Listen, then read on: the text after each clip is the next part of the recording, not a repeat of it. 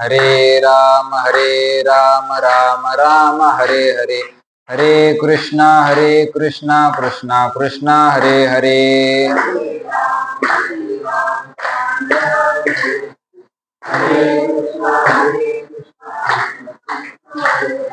हरे राम राम राम हरे हरे, हरे कृष्णा कृष्णा कृष्णा हरे हरे।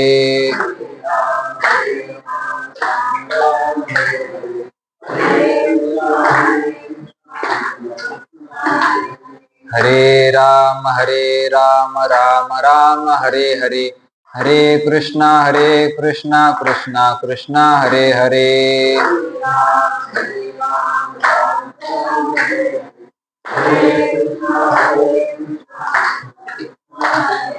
हरे राम राम राम हरे हरे, हरे कृष्णा कृष्णा हरे हरे।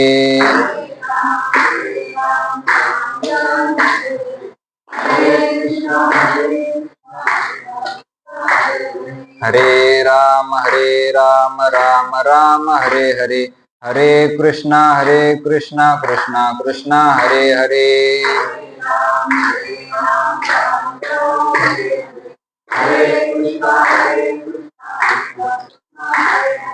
पुंडलीकवरदा हरी विठ्ठल श्री ज्ञानदेव तुकाराम, पंढरीनाथ भगवान की जय, माऊली ज्ञानेश्वर महाराज की जय, जगद्गुरु तुकाराम महाराज की जय, शांती ब्रह्म एकनाथ महाराज की जय, सद्गुरु जोग महाराज की जय। नमामि सद्गुरुं शान्तं सच्चिदानंद विग्रहम्, पूर्ण ब्रह्म परानंद मीशमालंदी वल्लभम्। ओम नमो ज्ञानेश्वरा, करुणाकरा दयाळा, तुमचा अनुग्रह लाधलो, पावन झालो चराचरी।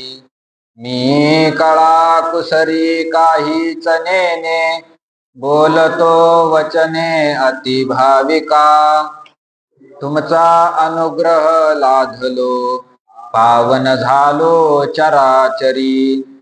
एका जनार्दनी तुमचा दास, त्याची आस पुरवावी, तुमचा अनुग्रह लाधलो, पावन झालो चराचरी। जैसे काष्ठे काष्ठ मथिजे, तेथ वन्ही एक उपजे, तेने काष्ठ जात जाळीजे प्रज्वळलेनी। गीतेवर भाष्य करत असताना ज्ञानोबराय पहिल्या अध्यायामध्ये अर्जुनाचं वर्णन करतात। आपल्या समोर युद्धासाठी जे पुढे आलेले आहेत ते सगळे आपले गोत्रज आहेत, आपलेच पाहुणे आहेत असं पाहिल्यानंतर अर्जुनाने निश्चय केला आपल्याला युद्ध करायचं नाही। आणि युद्धाचे परिणाम काय होतील ते परिणाम अर्जुन देवाला सांगत असतो। देवाला म्हणताना अर्जुन म्हणतो, हे देवा, युद्धाचा परिणाम फार गंभीर आहे। एवढं मोठं युद्ध आम्ही करायचं आणि युद्ध करून जे राज्य भोगायचं, ज्यांच्यासाठी राज्य मिळवायचं ते युद्धासाठी पुढे आलेले आहे, म्हणून या दृष्टीने सुद्धा युद्ध करणं काय नाही, चांगलं नाही। अजून जर पाहिलं देवा तर हे आपले गोत्रज आहे, यांना जर आम्ही मारलं तर यांना मारल्यानंतर आम्हाला पापच लागणार आहे, आणि आम्हाला जर पाप लागलं तर पुण्याने जो तू आमच्या जवळ आलेला आहे तो तू काय करशील, दूर निघून जाशील। आमच्याकडे पाप होईल, पाप झाल्यामुळे तू काय करशील, आमच्यापासून दूर जाशील, आणि हे असं घडणं काय चांगलं नाही। मग देवा, हे जरी आपल्या समोर युद्ध करण्यासाठी आले असले, यांना जरी कळत नाही तरी आपण हित आपले विचारिता, आपण आपल्या हिताचा विचार केला पाहिजे, आपण यांना मारणं चांगलं नाही, असं अर्जुनाने काय केलं आहे, निश्चय केला आहे। निश्चय करून मग अर्जुन देवाला म्हणतो, देवा, हे युद्ध केल्यानंतर जे पाप होतं त्या पापाचं काय महात्म्य आहे, ते पाप कसं असतं, त्या पापाचा परिणाम काय होतो, त्या पापाने कोणते दुःख भोगावे लागतात हे तुला माहित नाही देवा, मी तुला सांगतो, माझं ऐक तू, या कल्मशाची थोरी सांगेन तुझं, त्या पापाचं महात्म्य मी तुला सांगतो, तू माझं ऐक. इथपर्यंत आपण काल चिंतन केलं होतं. पुढे अर्जुन म्हणतो, कुलक्षये प्रणश्यंती कुलधर्मा सनातनः धर्मे नष्टे कुलम कृत्स्न मधर्मो भिभवत्युत. कुलक्षये प्रणश्यंती, कुलाचा क्षय जर झाला, कुळ जर आपलं नष्ट झालं, कुळातले सगळे लोक जर मरून गेले, तर सनातन हा कुलधर्म हा प्रणश्यंती. अर्जुन म्हणतो, देवा आमचं कुळ जर नष्ट झालं तर अनादी कालापासून आमच्या कुळामध्ये जे धर्म चालत आलेले आहेत, ज्या रीती ज्या पद्धती चालत आलेल्या आहे, ते कोण करणार आहे? सगळं नष्ट होऊन जाईल ना. आता आमच्या कुळामधले भीष्माचार्य, अजून सगळे मंडळी आहे, हे सगळे वडीलधारे मंडळी आहे. यांनी आतापर्यंत आमच्या कुलाचे धर्म जपून ठेवले.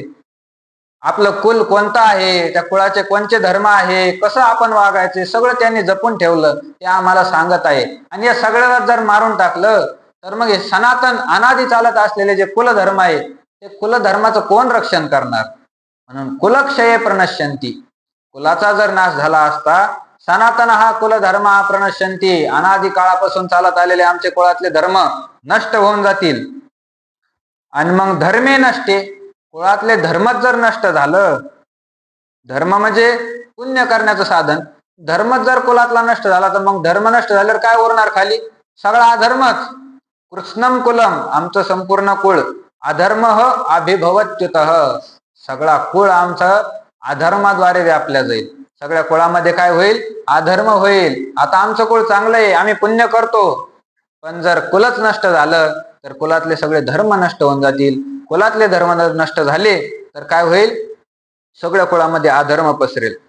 ज्ञानोबा टीका करतात, जैसे काष्ठे काष्ठ मथिजे तेथ वन्ही एक उपजे तेने काष्ठ जात जाळीजे प्रज्वळलेनी. जैसे, ज्याप्रमाणे, काष्ठे काष्ठ मथिजे, एक लाकूड जर दुसऱ्या लाकडावर घासलं तर काय होतं? तेथ वन्ही एक उपजे. एवढे मोठे अरण्य जंगल असतात, तिथं आग लागती, वनवा लागतो. कसा लागतो वनवा? तिथं कोण जातं पेटायला? जात नाही. मोठा जर वारा सुटला आणि ते वाळलेले लाकडं असले, त्या वाऱ्याने काय होतं? झाडं एकमेकावर घासल्या जाते. वाळलेले लाकडं घासले त्याच्यातून काय पडत्या? ठिणग्या पडत्या. ठिणग्या पडल्यानंतर खाली पाचोळा असतो वाळल्याला, तोच काय होतो? पेटतो. काष्ठे काष्ठ मथिजे, लाकूड जर एकमेकाला घासलं तर तेथ वन्ही एक उपजे, त्या ठिकाणी अग्नी निर्माण होतो. आणि मग काय होतं? त्याने काष्ठ जात जाळीजे प्रज्वळलेनी, तोच अग्नी काय करतो? एकदा भडकला, ज्या लाकडापासून निर्माण झाला त्याच लाकडाला काय करून टाकतो? जाळून टाकतो ना. ज्या लाकडापासून अग्नी निर्माण झाला त्याच लाकडाला तो काय करतो? जाळून टाकतो. त्याप्रमाणे हे देवा, तैसा गोत्रीची परस्परे जरी वध घडे मत्सरे तरी तेने महाघोषे घोरे कुळची नाशे. त्याप्रमाणे गोत्रीची परस्परे, आमच्या परस्परामध्ये एकाच गोत्रातील लोकांमध्ये जर मत्सरे वध घडे, एकमेकाचा मत्सर केल्यामुळे जर वध घडला, आम्ही तर त्यांचा मत्सर करत नाही, ते आमचा मत्सर करतात हे निश्चित आहे. कारण कौरवांनी लहानपणापासून पांडवाला काय केला? मत्सरच केला. कुठं पण मारण्याचाच प्रयत्न केला. त्यांच्यासाठी मोठं लाक्षागृह तयार केलं. कशासाठी? पांडवाला मारण्यासाठी एवढं मोठं लाक्षागृह तयार केलं पांडवाच्या मुक्कामासाठी. ते लाक्षाचं बनलेलं असल्यामुळे ते आग्नीनं पेट धरत होतं. यांनी रात्रीच पेटून टाकलं पांडव तिथं असल्यामुळे. ते वाचले तो भाग वेगळा, पण मत्सर कौरवाच्या मनामध्ये काय होता? मत्सर होता पांडवाविषयी लहानपणापासूनच. खेळत जरी असले तरी खेळता खेळता यांचा कसा नाश होईल याचाच विचार कौरव करायचे लहानपणापासून. पांडवाच्या मनात मत्सर नव्हता, पण कौरवाच्या मनामध्ये नेहमी काय असायचा? मत्सर असायचा. पांडवाला 2-5 गाव लागत होते, पण मत्सर एवढा भरलेला होता की त्या मत्सराने तेवढं सुद्धा नाही देऊ दिलं. युद्धापर्यंत नेलं एका मत्सराने. युद्ध करण्याचं मूळ कारणच काय होतं? मत्सर. जसा पांडवाच्या अंतकरणामध्ये दयाभाव होता, पांडवाला जसा मत्सर नव्हता, तसंच जर कौरवाच्या अंतकरणामध्ये दयाभाव जर असता तर युद्ध घडलं नसतं, एवढा मोठा भयंकर परिणाम घडला नसता. पण एका मत्सराने काय केलं? युद्ध घडून आणलं. युद्ध, एवढी मोठी या विकारामध्ये काय असते? ताकद असते. केवढी ताकद आहे. तसं जर पाहिलं तर मत्सर नावाचा दोष कुठं दिसत नाही. डोळ्याने दिसतो का? मत्सर डोळ्याने दिसतो का? नाही दिसत. तो अंतकरणामध्ये राहतो. तो अंतकरणाचा धर्म आहे, तो डोळ्याने दिसत नाही. पण त्याची शक्ती किती मोठी आहे. एका मत्सराने एकाच कुळामध्ये काय घडून आणला? नाश घडून आणला, युद्ध घडून आणलं. दोन सख्या भावामध्ये भांडणं लागतात. कशामुळे होतं? मत्सरामुळंच. सगळं मत्सरामुळे होतं. जरी त्या भावाच्या मनामध्ये मत्सर नसला तरी त्यांची जी धर्मपत्नीच्या मनामध्ये काय असतो? मत्सर असतो. मग ती नवऱ्याच्या मनामध्ये काय घालती? मत्सर घालती. तुम्हाला अजून समजत नाही इथं काय चालू आहे, मी सांगते तुम्हाला, माझं ऐका. तुम्हाला तुमचा भाऊ चांगला वाटतो, पण तो कसा राजकारण खेळू राहिला तुम्हाला अजून समजत नाही. त्याचे पोरं पहा कसे शिकले, त्याच्या पोरीचे लग्न झाले, आपलं काय? ती बाई मत्सर घालून देते. मग त्यांच्यामध्ये काय लागतात? भांडणं लागतात. मत्सर फार मोठा शत्रू आहे. मत्सर कोणाचाच करू नये. कोणाही जीवाचा न घडावा मत्सर, वर्म सर्वेश्वर पूजनाचे. तुकाराम महाराज सांगतात तुम्हाला, ईश्वराची पूजा करायची ना, दुसरं काही करू नका. कोणाही जीवाचा न घडावा मत्सर, कोणत्याही जीवाचा मत्सर तुम्ही घडू देऊ नका. हीच ईश्वराची काय आहे? पूजा आहे. पूजा. तुम्ही रात्रंदिवस भजन कीर्तन करता, रात्रंदिवस देव चोळीत बसता, पण दुसऱ्याचं जर तुमच्या अंतःकरणामध्ये मत्सर असेल तर ती पूजा नाही, ती देवाची पूजा नाही. कारण ईश्वराचं रूप म्हणजेच काय आहे? सृष्टी आहे. सृष्टीतला प्रत्येक जीव ईश्वर आहे. विष्णुमय जग, वैष्णवांचा धर्म, भेदाभेद भ्रमा मंगळ. वैष्णवांचं लक्षणच हे आहे. वैष्णव कोण? ज्याच्या गळ्यात माळा आहे तो वैष्णव होऊ शकतो असं काही नाही. वैष्णवाच्या गळ्यात माळ असते, पण नुसती माळ घातली म्हणजे तो वैष्णव होईल असं सांगता येत नाही. पंढरीची वारी करतो म्हणून तो वैष्णव होईल हे सुद्धा सांगता येत नाही. वैष्णवाचं अंतरंग लक्षण आहे विष्णुमय जग. त्याने जगत विष्णुमय मानलं पाहिजे. जगतामध्ये विष्णू भरलेला आहे. आपल्या समोरून जो मनुष्य येतो तो मनुष्य नाही, तो साक्षात कोण आहे? विष्णू आहे. विष्णू असा भाव त्याच्या अंतःकरणामध्ये असला पाहिजे, तर तो वैष्णव आहे. नाहीतर तो वैष्णव नाही होऊ शकत. मत्सर अंतःकरणामध्ये नसला पाहिजे. कोणाही जीवाचा न घडावा मत्सर. प्रत्येक मनुष्य, प्रत्येक प्राणी मात्र हे साक्षात कोण आहे? ईश्वर आहे. ईश्वर. जे जे भेटे भूत ते मानिजे भगवंत, हा भक्ती योग निश्चित जाण माझा. ज्ञानोबा म्हणतात, भगवंत सांगतात, जे जे भूत भेटे, जे जे काय तुम्हाला प्राणी मात्र भेटतील ते कोण आहे? भगवंत मानिजे, हा भक्ती योग निश्चित जाण माझा. भक्ती म्हणजे दुसरं काय आहे? भक्ती ते नमन. भक्ती म्हणजे काय? दुसरं भक्ती करणं शब्दाचा अर्थ काय? नमन करणं. जो कोणी समोरून आला त्याला नमन करणं. तो कोण आहे ते सुद्धा पाहू नये, त्याला नमन करणं. कारण त्याच्यामध्ये कोण भरलेला आहे? ईश्वर भरलेला आहे. ईश्वर तो सर्वांमध्ये कसा आहे? सारखा आहे. ईश्वर सर्वभूतानां हृदयेषर्जुन तिष्ठती भ्रामयन् सर्वभूतानि यंत्रारूढानि मायया. सर्वभूतानां हृदयेषे, सर्वभूताच्या हृदयामध्ये कोण आहे? ईश्वर आहे. ईश्वर. तरी सर्वांच्या हृदय देशी मी अमुका आहे ऐशी, जे बुद्धी स्फुरे अहर्निशी ते वस्तुगामी. हृदयामध्ये मी आहे. हृदयामध्ये सर्व प्राणी मात्राच्या अंतःकरणामध्ये देव. सर्वस्यचा अहम हृदय सन्निविष्टो मत्त स्मृतिर्ज्ञानमपोहनंच. हृदय सन्निविष्टो, भगवान म्हणतात मी प्रत्येकाच्या हृदयामध्ये बसलेला असतो. कैसा हृदयामध्ये मी रामू असता सर्व सुखाचा आरामू, की भ्रांताशी कामू विषयावरी. तो देव अंतःकरणामध्ये आहे. बाहेर त्याचं स्वरूप आहे, तो पूजे करताय. त्या स्वरूपाद्वारे त्याच्यापर्यंत पूजा पोहोचली पाहिजे, म्हणून ते स्वरूप आहे. पण भगवंत प्रगट कुठं आहे? अंतःकरणामध्ये. अंतःकरणातला देव जाणला पाहिजे. बाहेरचा देव आपलं दुःख दूर करू शकत नाही. दुःख जर दूर करायचं असेल तर अंतरातल्या देवाचं ज्ञान करून घ्यावं लागेल. कारण दुःख कुठं आहे? अंतःकरणामध्ये. आणि ते दुःख जर दूर करायचं असेल तर आतल्या नारायणाचं स्मरण करावं लागेल. प्रत्येक जीव ईश्वर आहे. ईश्वर. ज्ञानोबरायचं दृष्टांत आहे. पैठणला ज्या वेळेस ज्ञानोबराय गेले तर तिथं ब्राह्मणाने त्यांच्या नावाची निंदा केली. नाव विचारले, तुमचं नाव सांगा काय आहे? सांगितलं निवृत्तीनाथ आहे. ज्ञानेश्वर महाराज, मुक्ताई, सोपान. निवृत्तीनाथ महाराजांनी पुढे आले, अगोदर मोठे होते. सांगितलं माझं नाव निवृत्ती आहे. हसायला लागले सगळे. अरे एवढं श्रेष्ठ नाव निवृत्ती तुझं, तू कशाला या प्रवृत्ती मार्गामध्ये येतो? कशाला तुला उपनयन करायचं, मौंजी बंधन करायचं, कशाला येतो? उपहास केला. ज्ञानोबारांनी सांगितलं माझं नाव ज्ञानेश्वर आहे, ज्ञानदेव आहे. त्यांच्या नावाचा सुद्धा काय केला? उपहास केला. सोपान काका म्हणजे माझं नाव सोपान आहे. अरे सोपे मार्ग सोडून तू याच्यामध्ये कशाला पडतो? मुक्ताबाईंनी सांगितलं मी मुक्त आहे. तर मुक्त आहे तर तुम्ही बंधनात कशाला येता, असं त्यांच्या नावाचा उपहास केला.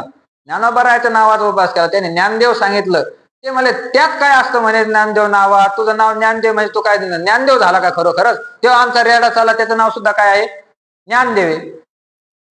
त्यांनी सांगितलं ब्राह्मणाने तो ज्ञानदेव. ज्ञानोबा म्हणले मग काय हरकत आहे, तो ज्ञानदेव आणि मी ज्ञानदेव कोण आहे, एकच आहे. आमच्यामध्ये काय भेद आहे, आम्ही दोन्ही काय आहे, एकच आहे. त्यांनी सांगितलं तुम्ही दोघं जर एकच आहे तर तुझ्यावर जी क्रिया केली ती क्रिया त्याच्यावर घडायला पाहिजे. दोघं जर एकच आहे, तू जर जेवला तर त्याचं पोट भरायला पाहिजे. दोघांची क्रिया एकच आहे. तर ज्ञानोबा म्हणतात हो, माझ्यावर जी क्रिया केली ती त्याला पोहोचलीच पाहिजे, कारण त्याचा आत्मा माझा आत्मा कोण आहे, एकच आहे. त्याच्यात जो ईश्वर आहे तोच ईश्वर माझ्यामध्ये भरलेला आहे. कारण विष्णुमय जग, सर्व जगतच विष्णुमय आहे. मग रेडा का विष्णू असणार नाही. मग त्यांनी परीक्षा घ्यायची पाहिली तर ज्ञानोबराच्या पाठीवर काय झाले, वळ उमटले. रेड्याला मारलं, वळ कुठं उमटले, ज्ञानोबराच्या पाठीवर उमटले. ज्ञानोबराच्या पाठीवर मारलं, रेड्याच्या पाठीवर मारलं, वळ ज्ञानोबराच्या पाठीवर उमटले. दुसरे परत त्यांची निंदा करायला लागले. अरे यांचा बापच तसा होता, तिकडून आला कुठून, त्यांनी बंगाली विद्या शिकेली असं ज्ञानला, याला जमत असतं थोडंफार. म्हणले मग तुझं नाव ज्ञानदेव आहे, त्याचं नाव काय, ज्ञानदेव आहे. तुझ्या बापाने तुला वेद म्हणायचा शिकेला, मग ते रेडाला वेद बोलता येईल का, तू सांग बरं. ज्ञानोबा म्हणले काय हरकत आहे, मी जर ज्ञानदेव आहे तर तो सुद्धा कोण आहे, ज्ञानदेव आहे. मला जर वेद बोलता येत होता त्याने सुद्धा वेद बोललाच पाहिजे. मस्तकावर हात ठेवला रेड्याच्या आणि वेद बोलून घेतला. वेद रेड्यामुखी वेद बोलविला, गर्व द्विजांचा हरविला, शांती रूपी प्रगटला ज्ञानोबा माझा, ज्ञानोबा माझा. त्या रेड्याच्या मुखातून ज्ञानोबाराने काय केला, वेद बोलून घेतला. म्हणजे ईश्वर सर्वाच्या अंतःकरणामध्ये काय असतो, एकच असतो. म्हणून कोणाही जीवाचा न घडावा मत्सर, कोणत्याही जीवाचा काय न घडला पाहिजे, मत्सर घडला नाही पाहिजे. सर्व पूजनीय आहे. म्हणून शत्रू मित्र दोन्ही सुद्धा काय पाहिजे, समान पाहिजे. तुल्य निंदा असतो तीर्मौनी, संतुष्टो येन केनचित, अनिकेत स्थिरमतीर, भक्तिमान मे प्रियो नरा, समशत्रोच मित्रेच, कथामानापमान योहो, शीतोष्ण सुख दुःखेषु, समसंग विवर्जिता. समशत्रोच मित्रेच, मित्र आणि शत्रू हे दोन्ही समान झाले पाहिजे. जोपर्यंत अशी समान बुद्धी होत नाही तोपर्यंत वैष्णव नाही, तोपर्यंत तो वारकरी होऊ शकत नाही. किती द्वेष असतो वारकऱ्यामध्ये, वरून दिसतं सगळं एवढा मोठा परमार्थ चालू आहे, पण महाराज लोकांमध्ये एकमेकाविषयी किती द्वेष असतो. एखादा जर महाराज दुसऱ्या महाराजाच्या कीर्तनात जर आला, प्रसंग जर पडलाच तर तो कधीच टाळ घेऊन उभा राहणार नाही. त्याच्या पुढे बसन, मी श्रेष्ठ आहे ना, तो माझ्याहून काय आहे कनिष्ठ. त्याच्या अंतःकरणामध्ये मत्सर भरलेला असतो. दुसऱ्या महाराजाच्या कीर्तनात तो टाळ घेऊन नाही उभा राहू शकत. मत्सर आहे त्याच्या अंतःकरणामध्ये. हा जर तो जर एखादा विषयीच असेल तरी सुद्धा प्रपंचाचा मार्ग सोडून प्रपंचच गोळा करण्यासाठी परमार्थामध्ये शिरला असेल तर मग ते बसणं सहज आहे. पण एखादा जर सात्विक असेल, महात्मा असेल, त्याच्या कीर्तनामध्ये सुद्धा उभा राहत नाही. कीर्तनकाराच्या अंतःकरणामध्ये सुद्धा किती असतो, द्वेष असतो, मत्सर असतो. मत्सराचा ठाव शरीरी नसावा, लाभेवी न जीवा दुःख देतो. शरीरामध्ये मत्सर असू नये. तो काय करतो, लाभेवी न जीवा दुःख देतो. त्याच्यापासून लाभ तर काही घडतच नाही, पण दुःख आहे जीवाला, दुःख. अर्जुन तेच म्हणतो, तैसा गोत्रीची परस्परी जरी वध घडे मत्सरे. अरे आमच्यामध्ये जर मत्सर आला आणि एवढा मोठा जर वध घडला, यांचा जर मी नाश केला मत्सराच्या पोटी, तरी तेने महादोषे घोरे कुळची नाशे, तरी तेने घोरे महादोषे कुळची नाशे. एवढ्या मोठ्या पापाने काय होईल, कुळची नाशे. आमचं सगळं कुळ काय होऊन जाईल, बुडून जाईल, बुडून जाईल. लोक किती प्रयत्न करतात आपलं कुळ वाढवण्यासाठी. आपलं कुळ वाढलं पाहिजे, कुळाला दिवा मिळाला पाहिजे. लोक किती प्रयत्न करतात. देवा एवढं मोठं आमचं कुळ मी हातानेच कशाला नष्ट करू. तेने महादोषे घोरे कुळची नाशे. देवा कुळ जर नष्ट झालं तर त्या कुळाचा नाश करणारा किती मोठं पाप लागतं. सयैव पापिष्ठतमो य कुर्यात कुलनाशनम, य कुलनाशनम कुर्यात. शास्त्रकार सांगतात जो कुळाचा नाश करतो स पापिष्ठतम हो, तो अति पापी आहे, तो महापापी आहे. जो आपल्या कुळाचा काय करतो, नाश करतो, घात करतो. म्हणून देवा मी हे करणार नाही. म्हणून येणे पापे वंशज धर्म लोपे, मग अधर्माचे आरोपे कुळा माझी. देवा एवढं मोठं पाप जर झालं तर काय होईल तुला माहितीये का, वंशज धर्म लोपे, आमच्या वंशामध्ये जो धर्म चालत आला आहे तो धर्म लोपून जाईल. कोण धर्म करणार आहे? कुळातले लोकच जर नष्ट झाले तर धर्म कोण करणार आहे? वंशज धर्म लोपे, जे पूर्वापासून परंपरा चालता आल्या आहे त्या सगळ्या परंपरा नष्ट होऊन जातील. मग अधर्माचे आरोपे कुळा माझे, आणि मग सगळ्या कुळामध्ये अधर्म पसरून जाईल. अधर्म, वंशज धर्म लोपे, जे आपले कुळाचे धर्म आहे ते कुळाचे धर्म आमचे सगळे काय होईल? नष्ट होऊन जातील, नष्ट होऊन जातील. अधर्माभिभवात कृष्ण प्रदूषंती कुलस्त्रिय स्त्रीषु दुष्टा सुवार्ष्णेय जायते वर्णसंकर. कृष्ण, हे कृष्णा, अधर्म अभिभवात, आमच्या कुळामध्ये जर अधर्म वाढला तर त्याचा परिणाम काय होईल? कुलस्त्रिय प्रदूषंती, आमच्या कुळामधील ज्या कुलवान स्त्रिया आहे त्या स्त्रिया दूषित होतील. आणि वार्ष्णेय, हे वृष्णी वंशामध्ये जन्माला आलेल्या भगवंता, स्त्रीषु दुष्टासु, स्त्रिया जर दूषित झाल्या तर वर्णसंकर हा जायते, आमच्या कुळामध्ये वर्णसंकर उत्पन्न होईल. एथ सारासार विचारावे, कवने काय आचरावे, आणि विधी निषेध आघवे पारुषती. देवा, कवने काय आचरावे, इथं असा विचार केला पाहिजे, कवने काय आचरावे, आमच्या कुळामध्ये कोणी काय आचरण केलं पाहिजे. आणि विधी निषेध आघवे पारुषती, विधी कोणत्या आहे, निषिद्ध कर्म कोणते आहे, अवघे पारुषती, सगळे नष्ट होऊन जातील. देवा, कुळातले मोठे माणसं जर नष्ट झाले तर हे कुळातले सगळे धर्म लोपून जातील. आम्ही दुसऱ्या धर्माचं आचरण करायला लागू. दुसऱ्या धर्माचं आचरण करणं आमच्यासाठी काय नाही, चांगलं नाही. श्रेयांश धर्म विगुणा हा परधर्मात परधर्मो भयावह, भगवंत सांगतात श्रेयांश धर्म विगुणा परधर्म भयावह. आपला धर्म जो आहे तो कठीण जरी असला, अगा धर्म जो आपला कठीण जरी झाला तरी अनुष्ठिता भला तोची देखे. आपला धर्म कितीही कठीण असला अनुष्ठान करण्यासाठी तरी आपल्या वाटेला जो आलेला आहे तोच काय आहे, योग्य आहे, तोच योग्य आहे. दुसऱ्याचा धर्म योग्य नाही. परधर्म भयावह, दुसऱ्याचा धर्म दुःखदायक आहे. दुसऱ्याचा धर्माचा स्वीकार करू नये. आपला जो धर्म आहे तोच धर्म सर्वांमध्ये काय असतो, श्रेष्ठ असतो. श्रेयांश धर्म युगुणः, श्रेयान म्हणजे श्रेष्ठ. तो कठीण जरी असला तरी हरकत नाही. विद्यार्थ्याकरता धर्म कोणता आहे? विद्येचं ग्रहण करणं, ज्ञानाचं ग्रहण करणं, ग्रंथाचा अभ्यास करणं, हे विद्यार्थ्याचं काय आहे, धर्म आहे. जरी तो कठीण असला. विद्या मिळवणं एवढं सोपं नाही. विद्येसाठी फार प्रतिबंध आहे. ज्ञानोबरांनी वर्णन केलं आहे. न मिळेची तो देश, नव्हेची काळ अवकाश, जो करवी शास्त्राभ्यास तोही दुरी. न मिळेची तो देश, तो देश मिळत नाही. ज्या ठिकाणी अभ्यास करायचा तो देश मिळत नाही. आता कुठं राहिला अभ्यास? पंढरपूर, आळंदी, पैठण एवढे तीर्थक्षेत्र, एवढ्या ठिकाणी अभ्यास राहिला, दुसरीकडे अभ्यास नाही. न मिळेची तो देश, नव्हेची काळ अवकाश. एखाद्याला जरी इच्छा झाली मला अभ्यास करायचा, काळा अवकाश नव्हेची, त्याला योग्य काळ मिळत नाही. एकतर कधी मनुष्य देह नष्ट होईल हे सांगता येत नाही, आणि दुसरं म्हणजे त्याची तेवढी अनुकूल परिस्थिती होत नाही, त्याला तो काळ मिळत नाही ज्या काळामध्ये अभ्यास करायचा त्या काळामध्ये. आणि जो करवी शास्त्राभ्यास तोही दुरी, जो शास्त्राचा अभ्यास करून घेतो असा गुरु सुद्धा कसा आहे, दुरी. असा गुरु मिळणं सुद्धा फार कठीण आहे. शास्त्राचा अभ्यास, वेद, 6 शास्त्र, 18 पुराण कुठं राहिले? ते आता हरपून गेल्यासारखे झाले.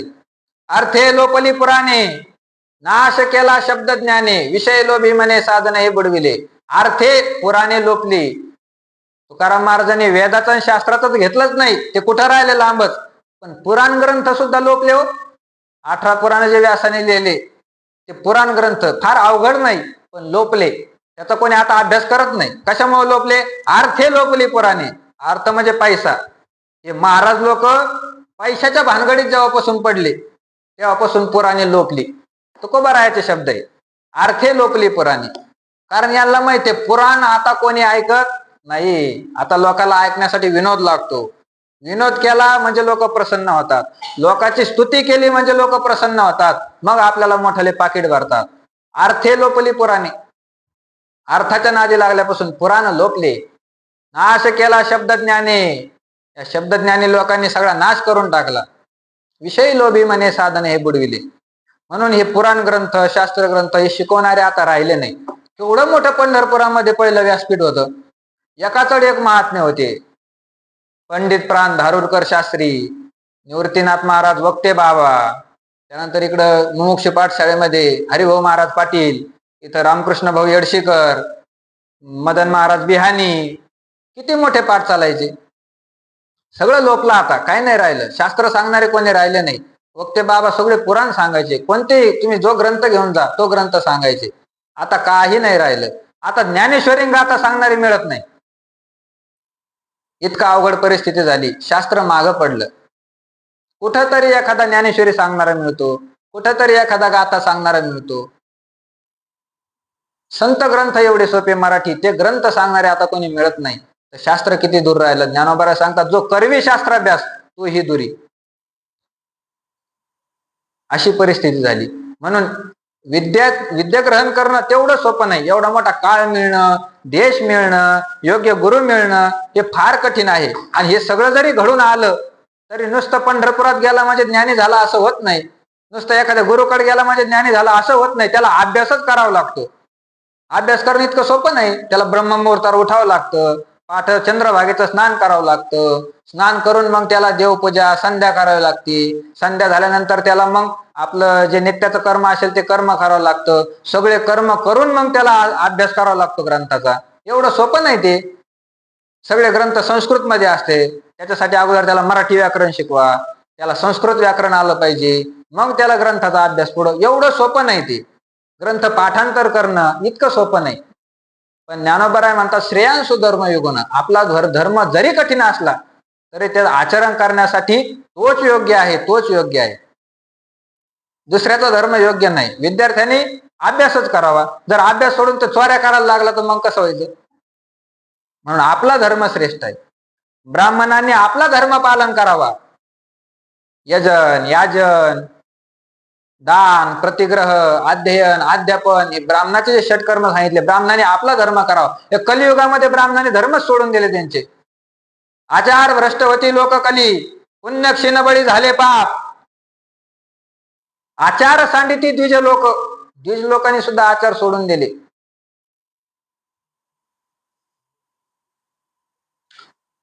अश्वाचे परिविकिती कुमारी वेद वक्ते. तुकोबारांनी लिहिलेलं आहे. वेद वक्ते, वेद सांगणारे जे लोक आहे ते लोक घोडे जसे विकावं तशा आपल्या मुली विकायला लागली. कन्या विक्रय फार मोठं पाप आहे. पण असे वेदाचे जाणणारे लोक सुद्धा आपल्या मुली घोड्यासारख्या विकायला लागली. कलियुगाचं मोठं, फार मोठं कलियुगाचं काय आहे, षडयंत्र आहे. कलियुगामध्ये फार पतित झाले लोक. ब्राह्मण लोकांनी सुद्धा त्यांचे आचरण आता सोडून दिले. हाती होन दाविती बेना, करती लेखीची धारणा, आयुष्य धर्म झाले कली, पुण्य रंक पाप बळी. सांडिले आचार, द्विज चहाड झाले चोर. या कलियुगामध्ये द्विजांनी आपलं आचरण सोडून दिलं. चहाड झाले चोर, ते आता चहाड झाले, चोऱ्या करायला लागले, मांस खायला लागले. तिळे लपविती पातळी, लेती विजारा कातडी. तुकोबरायचे अभंग आहे. तिळे लपविती पातळी, ब्राह्मण मंडळी, वैष्णव मंडळी तिळे लपविती. आता गंध लावाचे सुद्धा सोडून दिले.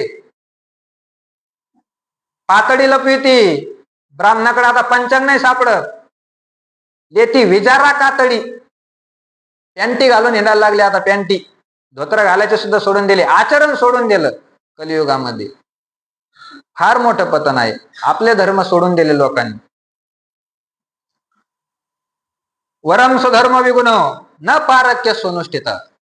मनुस्मृतीमध्ये मनु महाराज सांगतात, आपला धर्म श्रेष्ठ आहे, दुसऱ्याचा धर्म श्रेष्ठ नाही. ज्याने त्याने आपल्या धर्माचं पालन करावं, दुसऱ्या धर्माचं पालन करू नये.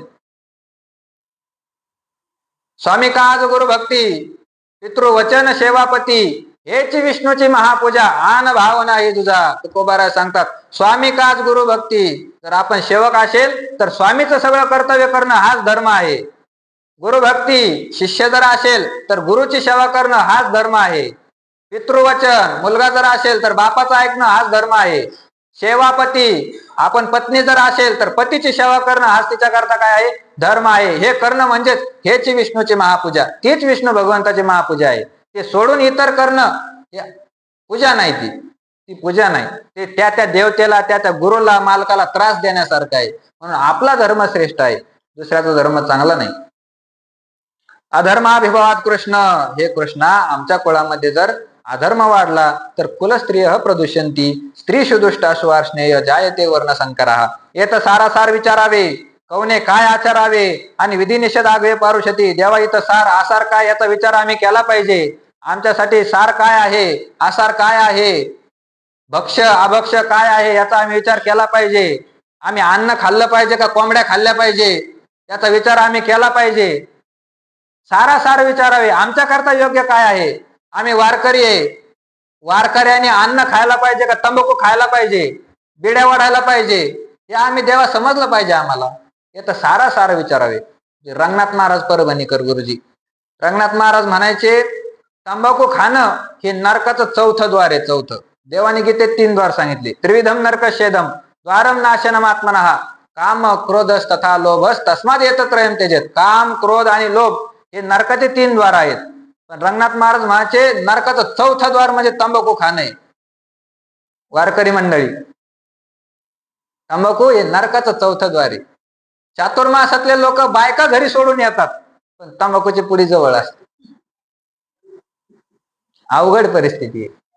बरेच वारकरी चांगले चांगले कीर्तन करणारे महाराज लोक तुम्ही पहा पंढरपुरात हिंडून किती पण सापडतील तंबाखू खाणारे. चांगलं नाही. तंबाखू ओढून काढी तिचे धोर बुडेल ते घर तेने पापे. हे काही शास्त्रातलं नाही, तुकाराम महाराजच्या गाथ्यातलेलं आहे. जो तंबाखू ओढून धूर काढेल तेने पापे घर बुडेल, त्याचं घर त्या पापाने बुडून जाईल.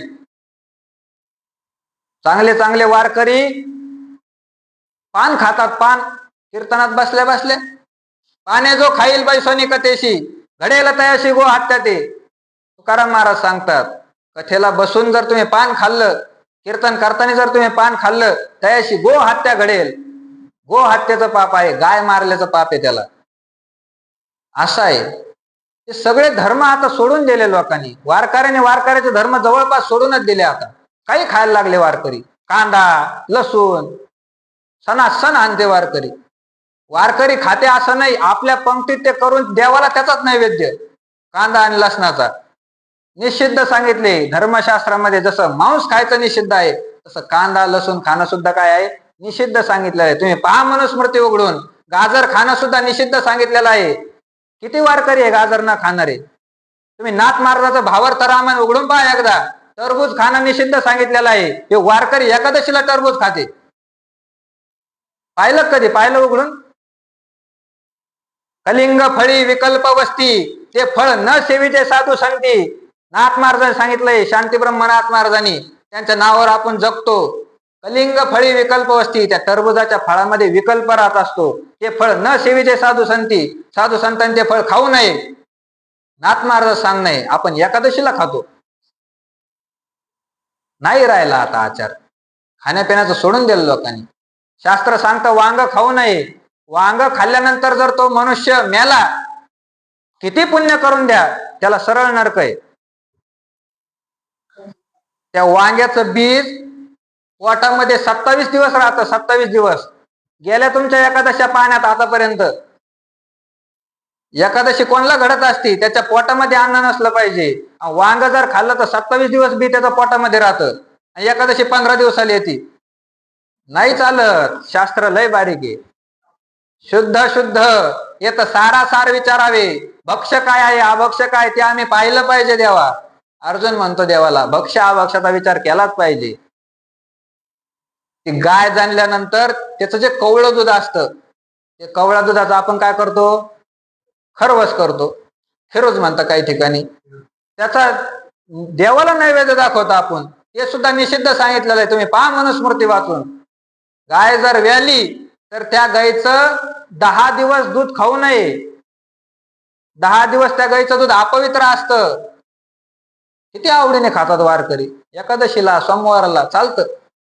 नाही पाहत आपण शास्त्र. शास्त्रामध्ये फार बारीक विचार सांगितला. चातुर्मासाला राहणारी मंडळी, धर्मशास्त्र फार बारीक आहे. धर्मसिंधू नावाचा ग्रंथ आहे. त्या धर्मसिंधू नावाच्या ग्रंथामध्ये असं सांगितलं, ज्याने चातुर्मासाचं व्रत घेतलेलं आहे त्या मंडळींनी 4 महिने चातुर्मासामध्ये असे फळ खाऊ नये की त्या फळामध्ये बी नसतं. ज्या फळामध्ये बी नाही ते फळ जर तुम्ही खात असले तर तुमचं जे व्रत चालू आहे चातुर्मासाचं, ते व्रत तुम्हाला घडत नाही. ज्या फळामध्ये बिया आहे तेच फळ खायचं 4 महिने. एवढं धर्मशास्त्र बारीक आहे.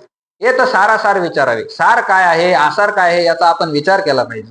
कोणी काय आचरावे, कोणी कशाचं आचरण केलं पाहिजे याचा आपण विचार केला पाहिजे. ब्राह्मणांनी कशाचं आचरण करावं, क्षत्रियांनी कशाचं आचरण करावं, वैश्यांनी काय करावं, शूद्रांनी काय करावं, भक्तांनी काय करावं. निज धर्म हा चोखडा, नाम उच्चारू घडघडा, भुक्ती मुक्तीचा सवंगडा हा भवसिंधू तारक. वारकऱ्याचा धर्म आहे नाम उच्चारू घडघडा. घडघडा नामाचं स्मरण करणं हे वारकऱ्याचा धर्म आहे. कोण नाही करत आता नामस्मरण, बंद पडले नामस्मरण. लोक जेवढे कीर्तन ऐकतात तेवढे नामस्मरण नाही करत. कीर्तनाला गर्दी जास्त असते पण नामस्मरणाला गर्दी होत नाही. कबीर महाराजांनी समजा उद्या जाहीर केलं या ठिकाणी उद्यापासून ज्ञानेश्वरी होणार नाही, 4 ते 5 या वेळेमध्ये फक्त विठ्ठल नाम जप होईल. कोण येणार आहे इथं? कोणी येत नाही.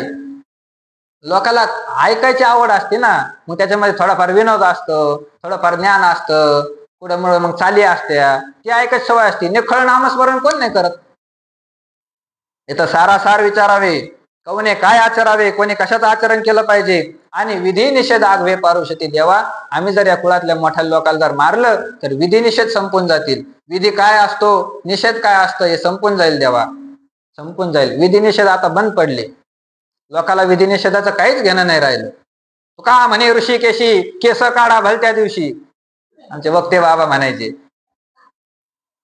वक्ते बाबा म्हणायचे. लोक असे करतात, हे वारकरी लोक सुद्धा नाही नियम पाळत महाराज. कोणत्याही दिवशी केस काढल्यानं नाही चालत. बुधवार पाहिजे किंवा शुक्रवार पाहिजे, त्याच दिवशी केस काढावं. तुम्हाला नख काढायचे असतील मंगळवारी काढावे. शास्त्र असतं, विधी निषेध पाळावेच लागतात. जो विधी निषेध पाळत नाही ना त्याच पुढचं जगणं अवघड असतं.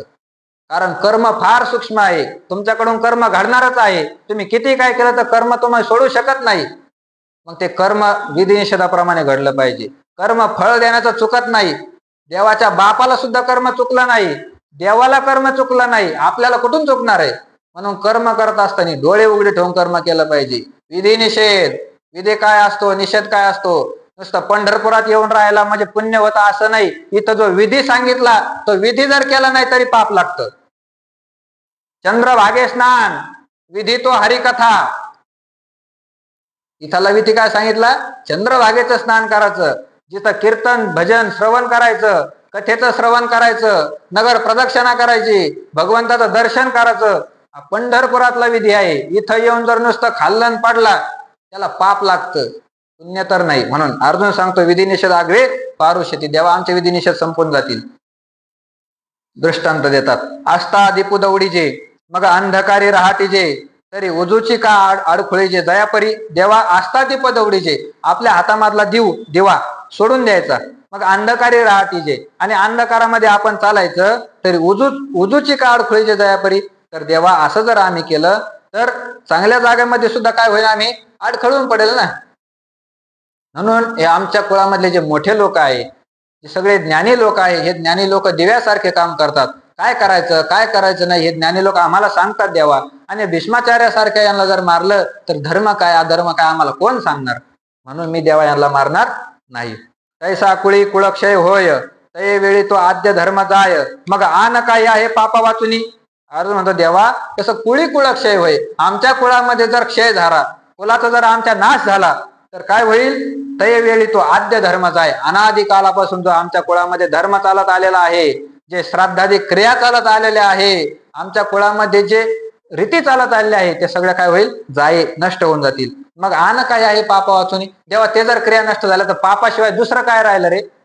काय राहील दुसरं आमच्या ठिकाणी, काही नाही राहणार.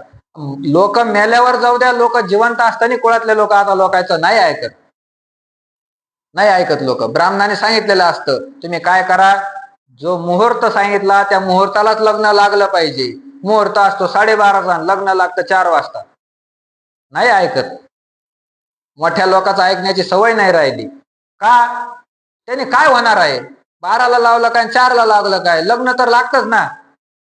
त्यात काही फरक आहे का. असं कुठं आहे का ज्याने 12:30ला लग्न लावलं त्याला पोरं होते आणि 4ला लग्न लावलं त्याला पोरं होणार नाही. कुठं नियम आहे का असा. असे उलट्या डोक्याचे लोक आहे. मोठ्या लोकांचं आता ऐकत नाही. देवाने सगळं ठरवलं होतं. रामाला वनवासाला पाठायचं वनवासाला देव जर गेला तर वनवासाला गेल्यानंतर मग तिथं सीतेचं हरण होईल, नंतर सुग्रीवादिकाचे घाट पडेल आणि सगळं करून हे लंकेपर्यंत जाईल, मग रावणाचं काय होईल, वध होईल. हे सगळं होण्यासाठी काय झालं पाहिजे, राम वनवासात गेले पाहिजे, त्याच्याशिवाय हे घडणारच नाही. म्हणून देवाने असं नियोजन केलं होतं की वशिष्ठाने जी वेळ काढून दिली, जो मुहूर्त काढून दिला, त्या मुहूर्तावर जर लग्न लागलं तर त्या लग्नावर राम राजा होणार होता. पण देवाने ठरवून त्याच्यामध्ये विघ्न आणलं आणि 11 निमिष देवाचं लग्न काय केलं, उशीर लावलं. निमिष कशाला म्हणतात, पापणी खाली जाऊन वर जाईपर्यंत जो काळ त्याला 1 निमिष म्हणतात. असे 11 निमिष देवाचं लग्न उशिरा लागलं तर देवाला वनवासात जावं लागलं, वनवासात देवाला. आणि 4-4 तास लग्न उशिरा लागल्यावर काय होईल आपलं. म्हणून मोठ्या लोकांचं ऐकलं पाहिजे, ब्राह्मण मंडळीचं ऐकलं पाहिजे, मुहूर्ताला किंमत दिली पाहिजे. मुहूर्त फार श्रेष्ठ आहे, मुहूर्ताचा काळ. त्या मुहूर्तामध्येच ती क्रिया झाली पाहिजे, तरच ते सगळं पुढचा कार्यक्रम होत असतो. ते मुहूर्त एकदा टळला की मग अशुभ मुहूर्त लागत असतो. त्यामुळे मुहूर्ताला काय आहे तेवढीच किंमत आहे, मुहूर्ताला किंमत आहे. एखाद्याला पेरायचं त्याने मृग नक्षत्रच येऊ दिलं नाही, वापसाच होऊ दिला नाही.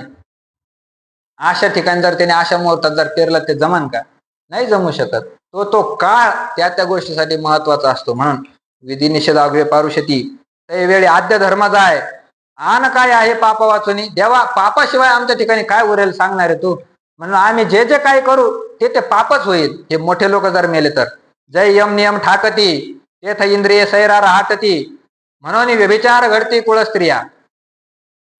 अर्जुन म्हणतो देवा, जर यम नियम ठाकती, असं जर झालं की मोठे माणसं मेले, आम्हाला सांगायला जर कोण नाही राहिलं तर यम नियम ठाकती, आमचे यम नियम बंद पडतील.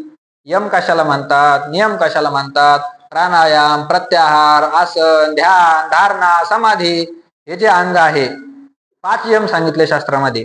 अहिंसा, सत्य, आस्तेय, ब्रह्मचर्य, अपरिग्रह, हे 5 यम सांगितले. यम शब्दाचा अर्थ काय होतो, इंद्रियाचा निग्रह करणं. अंतकरणामधले जे विकार आहे ते विकाराचा निग्रह करणं, याला यम म्हणतात. अहिंसा सांगितली, कोणाचीही हिंसा करू नये, त्याला काय म्हणतात, अहिंसा. हिंसा करू नये, अहिंसा. प्रदक्षिणाला जर वारकरी चालले, ती गर्दी आषाढीच्या एकादशीमध्ये एवढी गर्दी राहते, एखादा माणूस जर ते गर्दीमध्ये खाली पडला तर मेलाच. त्या गर्दीत त्याला उठताच येणार नाही. लोक त्याच्याकडे पाहत नाही. एखादा जीव मरू राहिला ते नाही पाहत लोक काय पाहते, आपली प्रदक्षिणा लवकर झाली पाहिजे. अहिंसा, हिंसा घडू नये आपल्याकडून, कोणाची हिंसा घडू नये. त्यानंतर सत्य बोलावं, असत्य बोलू नये. आस्तेय, चोरी करू नये. त्यानंतर ब्रह्मचर्य असलं पाहिजे. आणि अपरिग्रह, गोळा करण्याची सवय नसली पाहिजे, परिग्रह करू नये. त्यानंतर नियम 5 सांगितले शास्त्रात. शौच सांगितला, शौच म्हणजे पवित्रता. गेली पवित्रता, आता पवित्रता नाही राहिली. आता लोक हागामुताला गेल्यानंतर तसेच घरात घुसते, नाही राहिले पवित्रता. शास्त्र सांगतं, जर तुम्ही लघवीला गेले तर गुडघ्यापर्यंत पाय धुवावे लागते, कोपरापर्यंत हात धुवावे लागते. एवढं करून तुम्हाला 4 चूळ भरावे लागतात, 4 गुळणे करावे लागते, तेव्हा तुमची शुद्धता होत असते. तसेच मंदिरात पळते वारकरी. असं आहे, शास्त्र बारीक आहे. म्हणून शौच असलं पाहिजे, आपली पवित्रता असली पाहिजे, मनुष्य पवित्र असला पाहिजे, अधम लोकांच्या संगतीत गेला नाही पाहिजे. पदर लागून येते खळा, तुकाराम महाराज सांगतात, खळा पदर लागून येते. आपला अंगातलं वस्त्र सुद्धा खळ लोकाला लागलं नाही पाहिजे. माणसाचं जीवन पवित्र असलं पाहिजे. त्यानंतर संतोष, अंतःकरणामध्ये समाधान असणं, हा एक नियम आहे. त्यानंतर तप सांगितलं, नामस्मरण करणं. त्यानंतर स्वाध्याय, संत ग्रंथाचं अध्ययन करणं. ईश्वर प्रणिधान, ईश्वराची सेवा करणं, हे 5 नियम सांगितलं. अर्जुन म्हणतो देवा, जे यम नियम ठाकते, यम बंद पडून जातील, नियम बंद पडून जातील. मग असं जर आमच्या ठिकाणी झालं तर काय होईल, इंद्रिये सैरार हाटती, आमचे सगळे इंद्रिय सैरार हाटती, जसं वाटेल तसं आम्ही करू. मनोमार्गे गेला तो तेथेची मुकला, मनाच्या मार्गाने आम्ही जाऊ. इंद्रिय जे जे म्हणती ते त्याची जे पुरुष करती, ते तरलेची न तरती विषय सिंधू. जे मनुष्य जसं इंद्रिय म्हणतात तसं जर वागत असेल तर ज्ञानोबा म्हणतात, ते तरलेची न तरती विषय सिंधू. विषयरूपी समुद्र, भवसागर ते तरूच शकत नाही. कोण, इंद्रिय जे जे म्हणती त्याची पुरुष जे करती. इंद्रिय जसं म्हणतील तसं जे करतात. गंज कीर्तन करतो, पण कीर्तन केल्यानंतर जीभ सांगते आपल्याला आज धाब्यावर जायचं. इंद्रिय जे जे म्हणती नाही तरू शकत तो. इंद्रियाचा जो स्वाधीन झाला तो नाही तरू शकत. त्याची बुद्धी भ्रष्ट होत असते. इंद्रियानाम हि चरताम यन मनोनुविधीयते तदस्य हरती प्रज्ञाम वायुर्नावमिमाम वशी. भगवान सांगतात जो इंद्रियाचं विषयामध्ये आचरण करतो, इंद्रियाच्या विषयामध्ये जो आपली इंद्रिय घालतो, त्याचं कसं होतं, त्याची प्रज्ञा म्हणजे बुद्धी हरून जाते. जसं एखादी नाव समुद्रामधून चालली, मोठा वारा तिकडून जर आला तर ती नाव सुद्धा काय होऊन जाते, पलटून जाते. वायुर्नावमिमाम वशी. वायूने जशी नाव पलटून जावी तशी त्याची बुद्धी का नष्ट होऊन जाते. कोणाची? जो इंद्रियामध्ये रमत असतो, जो इंद्रियाच्या ठिकाणी सैरा धावत असतो, ज्याचे इंद्रिय मोकळे सुटलेले असतात. न खावे ते खाये. जे शास्त्र खायचं नाही सांगत ते जो मनुष्य खातो, जे न करावे ते करी, जे करू नये ते करतो, न जावे तेथ जाये. 13व्या अध्यायात सांगतात ज्ञानोबा आहे, जिथं जाऊ नये तिथं जातो. कथेला जायचं सोडून देतो, पिक्चर चालू असत तिकडे जातो, तमाशाला जातो. इंद्रिय सैरा राहते. त्याची इंद्रिय जर सैरा राहटली, इंद्रिय जर मोकळे सोडले, इंद्रियावर जर नियंत्रण जर नसेल, तर मग परमार्थामध्ये तो पुढे नाही जाऊ शकत. भगवान सुद्धा सांगतात अर्जुना, त्यामुळे तू अगोदर इंद्रियाचं नियमन कर. इंद्रियाचं जर तू नियमन केलं तर मग तुला परमार्थ सोपा आहे. इंद्रियाचं नियमन न करता परमार्थ सोपा नाही, फार अवघड आहे.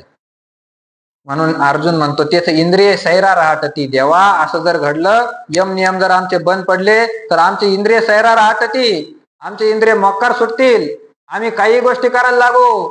शास्त्राचे खायचं सांगत नाही ते आम्ही खाईल, मांसाहार करू, आम्ही दारू पिऊ.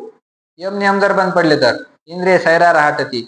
आणि जर असे इंद्रिय सैरा राहटले तर म्हणून विचार घडते कुळ स्त्रिया. आमच्या कुळामधील ज्या कुलवान स्त्रिया आहे, त्या कुलवान स्त्रियामध्ये काय घडेल, व्यभिचार घडेल. व्यभिचार, कुलवान स्त्रियामध्ये व्यभिचार घडेल. आणि असं जर झालं तर आमचं सगळं कुळच काय होऊन जाईल, पतित होईल. पतित, आमचं कुळ उत्तम होणार नाही, तो कुळ पतित होऊन जाईल. स्वर्गामध्ये जायचं सोडून आमचं कुळ नरकामध्ये जाऊन पडेल. उत्तम अधमी संचरती ऐशे वर्णावर्ण मिसळती ते समूळ उपडती जाती धर्म. ज्ञानोबा सांगतात उत्तम अधमी संचरती. जे उत्तम कुलातील स्त्री आहे त्या अधम पुरुषाबरोबर रथ होतील. ज्या अधम कुळातील स्त्री आहे त्या उत्तम पुरुषाबरोबर रथ होतील. आणि असं जर देवा झालं तर वर्णावर्ण मिसळती. आमचे जे वर्णशास्त्राने सांगितले, ब्राह्मण, क्षत्रिय, वैश्य, शूद्र सगळे मिसळती, एकामध्ये मिसळून जातील. असं जर झालं तर ते तर समूळ उपडती जाती धर्म. आमच्या जातीत चालत आलेले जे धर्म आहे ते जातीचे धर्म समूळ उपडती, सगळे नष्ट होऊन जातील. आमच्या कुळामध्ये वर्णसंकर होईल. वर्णसंकर होईल. जैशी चोहटाची बळी पाविजे सैरा कावळी तैशी महापापे कुळी संचरती. ज्याप्रमाणे चोहटाची बळी पाविजे सैरा कावळी तैशी महापापे कुळी संचरती. एखाद्याचं जर बापाचं श्राद्ध आहे तर बापाचं श्राद्ध असल्यानंतर काय करावं लागतं, त्याला बापाला पिंडदान द्यावं लागतं. ते बापाचं जे अन्न आहे तर बाप काय स्वर्गातून थोडी येत असतो खायला, ते कोणाला द्यावं लागतं, कावळ्याला द्यावं लागतं. त्या दिवशी कावळाच आपला बाप. मग ते कावळे कुठे गोळा होतात, चवटेवर. मग चवटेवर जर एखाद्याने बळी नेऊन ठेवला, त्या म्हाताऱ्याला खाऊ घालायचं जे अन्न आहे ते चवाट्यावर जर नेऊन ठेवलं तर काय होतं, सगळे कावळे त्या ठिकाणी एकत्र येतात आणि ते अन्न खातात. जर तो पुण्यवान असेल तर तुम्ही नाथ महाराजाचं रामायण पहा वाचून. नाथ महाराजांनी स्पष्ट सांगितलेलं आहे, ज्याच्या पिंडाला कावळा शिवत नाही तो अति पापी. पापी मनुष्याच्या पिंडाला कधीच कावळा शिवत नाही. मग गायीच्या मुखात देते, गंगेत टाकते, अशा गोष्टी करावं लागतात. मग पुण्यवान जो मनुष्य त्याच्या पिंडाची ते कावळे प्रतीक्षा करतात. त्या पुण्यात्माचा पिंड कधी येतो आम्हाला खाण्यासाठी, ते कावळे तिथं वाट पाहतात. म्हणून ते काही लोकांच्या पिंडाला कावळे शिवत नाही. ज्याच्या पिंडाला कावळा शिवत नाही तो पापी आहे, कोणी जरी असला तरी. म्हणजे तो लय मोठा चांगला कीर्तन करत होता, अरे पण कावळा शिवत नाही ना, नाथ महाराज खोटं बोलतील का? तो पापी आहे. पिंडाला कावळा न शिवत असेल तर तो पापी आहे. पुण्यवानाच्या पिंडाला कावळा शिवत असतो असं नाथ महाराजांनी भावार्थ रामायणामध्ये लिहिलेलं आहे. म्हणून पुण्यात्म्याच्या जीवाला त्या बळीला काय शिवत असतो, कावळा शिवत असतो. मग ते कावळा शिवत नसल्यावर मग काही कायला सोडावं लागतं. मी हे सोडतो, मी ते सोडतो, मग वाट पाहते ते शिवतो काय, कशाचा शिवतो. कोणी बाटली आणून ठेवतं तिथं, कोणी त्याच्यावर त्या बिड्या आणून ठेवतं, कोणी तंबाखू आणून ठेवतं, कावळा शिवा म्हणून असे प्रकार असतात. म्हणून पुण्यात्म्याच्या ज्या बलीला कावळा शिवत असतो. ज्ञानोबा सांगतात, जैशी चोहाटाचे बळी पाविजे सैरा कावळी. चव्हाट्यावर जर तो बळी नेऊन ठेवला, तो पिंड जर नेऊन ठेवला, तर पुण्यात्म्याच्या त्या बळीला कावळी सैरा पाविजे, सगळे कावळे तिथं घेर घालतात आणि त्याचा एक एक दाना आपल्याला मिळावा याचं प्रतीक्षा करतात. सगळे त्याला आवळून घेतात. त्याप्रमाणे तैशी महापापे कुळी संचरती, जसं त्या एका बळीला अनेक प्रकारचे कावळे येऊन खाण्याचा प्रयत्न करतात, तसं देवा आम्ही जर हे युद्ध केलं आणि कुळाच्या स्त्रियांमध्ये जर व्यभिचार घडला तर महापापे कुळी संचरती, फार मोठमोठे पाप आमच्या कुळामध्ये प्रवेश करतील. एकच कुल आमचं आणि सगळे महापाप आमचे वाट पाहतील. मी प्रवेश करू का, मी प्रवेश करू का, मी प्रवेश करू का, असं महापाप आमच्या कुलामध्ये येण्यासाठी वाट पाहतील. देवा मग आमच्या कुळामध्ये जर एकदा महापाप घुसलं तर मग काय होईल आमची गती? तर पापाचं फळ दुःखच. नरका जाणे तरी पापे आचरावी. तुकोबारा सांगतात, ज्याला नरकात जायचं तुम्हाला पापे आचरावी. पाप करा, खुशाल पाप करा, मग तुम्ही काय होता? आपोआप नरकाला जाता, काही अडचण नाही. पाप जर केलं तर नरकात जात असतो मनुष्य. मग महापाप जर देवा आमच्या कुळामध्ये आली तर आमचा काय होईल? कुळाचा नाश होऊन जाईल. कुळाचा नाश जर झाला तर त्या महापापाने आम्हाला नरकात जावे लागेल. नरकात तर मग काय मजाच. फार मोठं भयंकर दुःख असतं नरकात. एवढं मोठं दुःख आम्हाला भोगावं लागेल. कशामुळं? हा वर्णसंकर जर आमच्या कुळामध्ये झाला तर. या वर्णसंकरचे अजून काय काय परिणाम आहे देवा? देवा मी तुला सगळं सविस्तर सांगतो आज. आज तू बोलायचं नाही, तुझं बोलणं दुसऱ्या अध्यायापासून पुढे बोलायचं. पहिल्या अध्यायात माझाच पहिला अध्याय. अर्जुन म्हणतो मीच बोलणार देवा, तू फक्त ऐकायचं. काय काय सांगतो मी? त्या पापाचं महात्म्य तुला सांगू राहिलो कालपासून. काय होतं या पापाने? तर मग वर्णसंकर जर आमच्या कुळामध्ये झाला तर मग ते वर्णसंकर झाल्याच्या कुळाचं पुढची काय गती होत असती? ते कुळ स्वर्गात जातं का नरकात जातं का वैकुंठात जातं का इथंच मृत्यू लोकात पडतं का त्या कुळातले लोक भूत होऊन हिंडते? ते तुला मी सांगतो म्हणले देवा, तू सगळं ऐक. संकरो नरकाय व पुढच्या श्लोकात मग त्या नरकाचे काय परिणाम आहे, वर्णसंकराचे काय परिणाम आहे, वर्णसंकर जर कुळामध्ये झाला तर त्याचे आपल्या कुळामध्ये काय काय परिणाम होता त्याचा विश्लेषण अर्जुन करतो. त्याचं चिंतन आपण उद्या करू. आज 251व्या ओळीपर्यंत आपण चिंतन केलेलं आहे. पुढच्या वयाचं चिंतन उद्या करू. कुंडलिक वरदा हरी विठ्ठल श्री ज्ञानदेव तुकाराम माऊली ज्ञानेश्वर महाराज की जय. विठ्ठल विठ्ठल विठ्ठल विठ्ठल विठ्ठल कुंडलिक